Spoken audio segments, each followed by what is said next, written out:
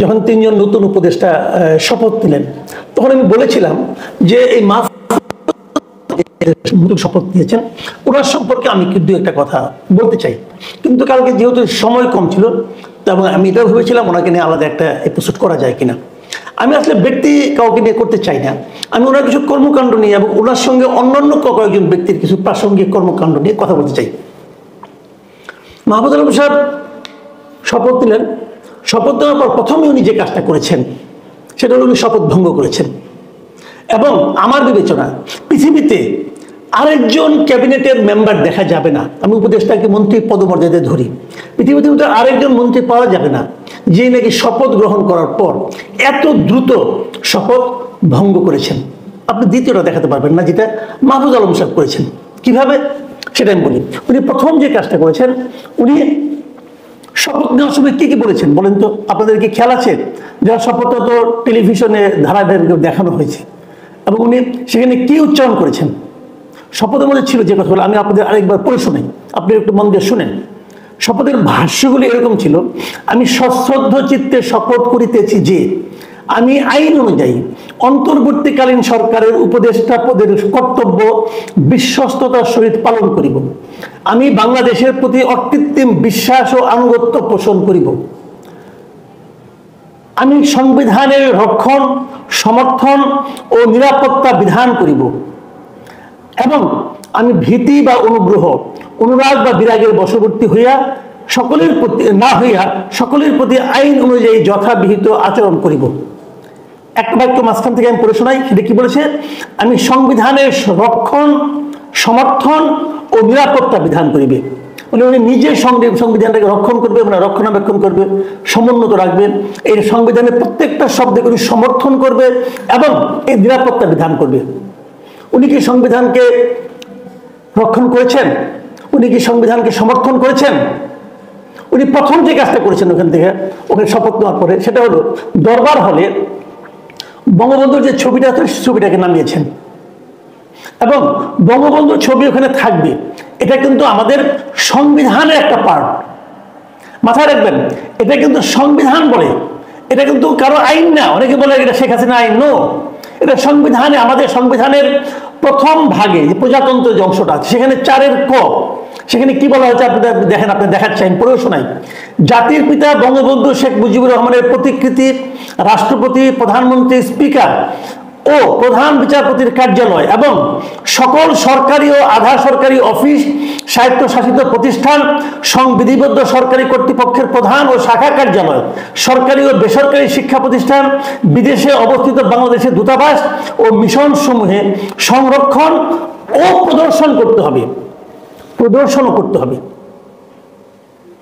উনি সেই প্রদর্শিত দরবার হলে যে ছবিটা প্রদর্শন করা হয়েছিল সেই প্রদর্শিত ছবিটা নামিয়ে ফেলেছেন।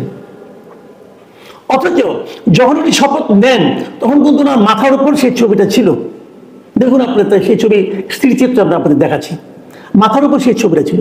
সেই ছবিটাকে মাথার উপর রেখে উনি সংবিধানের এই সমুন্নত রাখার শপথ নিয়েছেন, মানে সংবিধানের আলোকে উনি শপথ নিয়েছেন। নিয়ে প্রথম কাজ যেটা করেছেন, ওনার শপথ ভঙ্গ করেছেন, মানে সংবিধান লঙ্ঘন করেছেন। উনি অনেক কাহিনী বলতেছেন, অনেক জ্ঞান দিচ্ছেন জনগণকে।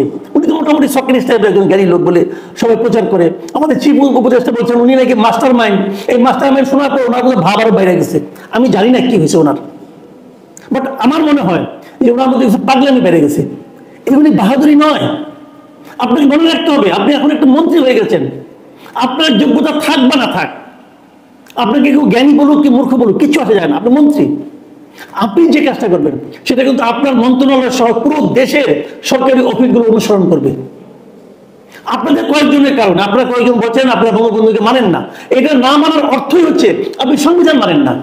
আপনি যদি বলেন সংবিধান মানি না, তাহলে সংবিধানের অধীনে যে নাচতে নাচতে যে শপথ নিলেন কেন? নাকি চেয়ারের লোভের কারণে?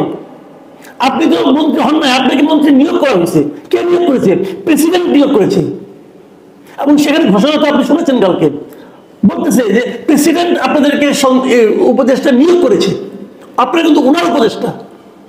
ভাই মানুন, যা না তা বলার চেষ্টা করেন না।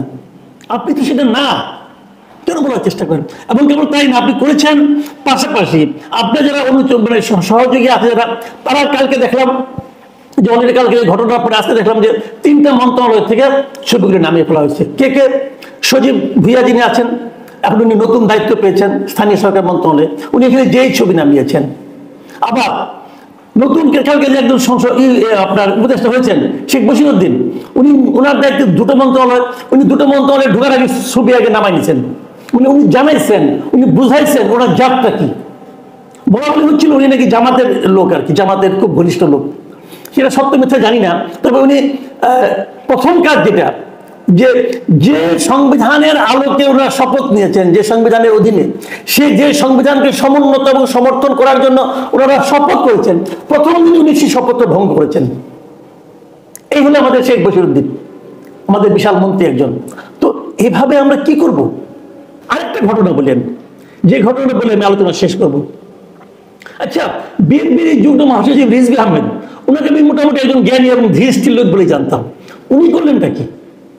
উনি আজকে মঙ্গলবার বললেন যে ওইখান থেকে ছবিটা নামানোটা ঠিক হয় নাই।